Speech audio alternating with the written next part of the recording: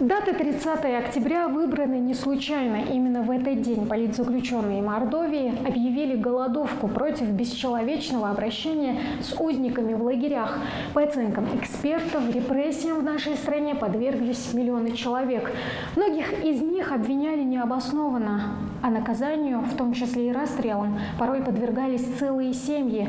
Значительное число политзаключенных не было нигде учтено, а поисковая работа по поиску их имен и судеб продолжается до сих пор.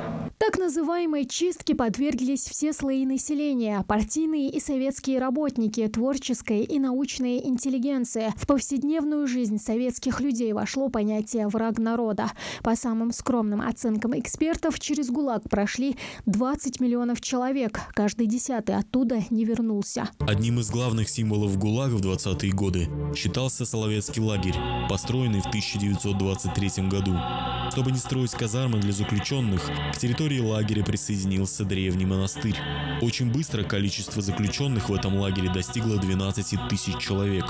Условия были настолько суровыми, что за время существования лагеря погибло около 7 тысяч человек. Но были и истории со счастливым концом. Сазырком Альсагов, герой Первой мировой войны, чудом сбежал из Соловецкого лагеря в 1925 году. Сквозь облавы в метель по горным рекам и болотам он вместе с товарищем Юрием Бессоновым оказался в Финляндии. Вырвавшись из адских островов, он поведал всему миру об ужасах, творившихся там в одноименной книге. Случай успешного побега из этого лагеря. Конечно, это было рискованно, опасно, тем более, что он сбежал зимой. Он уже пишет эту работу в Англии, опубликовывает ее. И уже наряду с Солженицыным Александром, который написал «Архипелаг ГУЛАГ», после того, как общественность, весь мир узнал об этих лагерях, начинает уже заново печататься.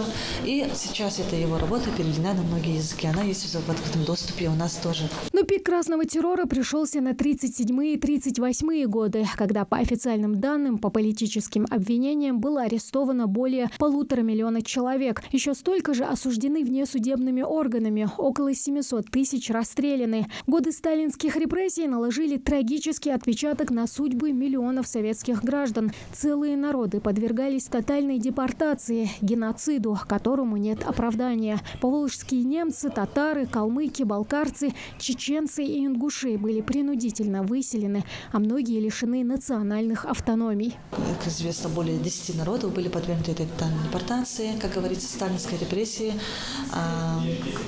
начиная вот с 1943 года. А вообще известно, что подготовка к этой операции шла, начиная вообще с начала Великой Отечественной войны, но потом уже за нее конкретно взялись в 1943 году, когда Сталин и Лаврентий Берия, который был руководителем этой операции, проводили совершенно секретные мероприятия по этому поводу.